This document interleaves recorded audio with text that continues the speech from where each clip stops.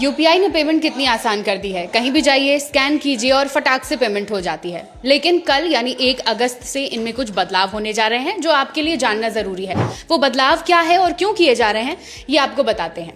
पहला बदलाव ये है कि अगर आप अपना बैंक बैलेंस 50 बार से ज्यादा चेक करते हैं तो अब आप नहीं कर पाएंगे, क्योंकि इसमें एक लिमिट लगा दी गई है। 50 बार से ज्यादा आप अपना बैंक बैलेंस चेक नहीं कर पाएंगे।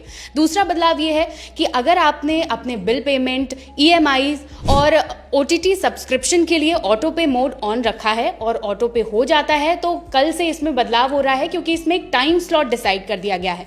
वो टाइम स्लॉट ये है कि सुबह 10 बजे तक ही ऑटो पे पेमेंट होगी, इसके बाद 1 बजे से शाम 5 बजे तक होगी और इसके बाद 9:30 बजे रात के बाद से इनमें पेमेंट की जाएगी। तो ये 3 टाइम स्लॉट डिसाइड किया गया है।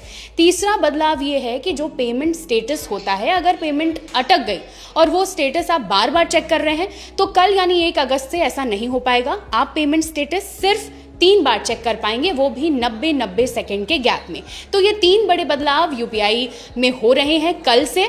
अब ये बदलाव क्यों हो रहे हैं वो आपको बताते हैं। National payment corporation of India का कहना है कि पीक आवर्स में यूपीआई पर काफी लोड हो रहा था, जिसकी वजह से सर्वर स्लो हो रहा था, सिस्टम स्लो हो रहा था, जिसकी वजह से ये बड़े बदलाव करने पड़े और टाइम स्लॉट डिसाइड करना पड़ा। खासकर जो पीक आवर्स हैं 10 बजे से 1 बजे तक, शाम 5 बजे और 9:30 बजे के बाद। एनपीसीआई का कहना है कि इन्हीं पीक आवर्स में बहुत ज्यादा पेमेंट्स हो रहे थे और बैंक बैलेंस भी जो बार बार चेक की जा रही थी इन्हीं पीक आवर्स में हो रही थी, जिसकी वजह से ये बदलाव यूपीआई में किए जा रहे हैं। तो कल से यूपीआई में ये 3 बड़े बदलाव नजर आएंगे।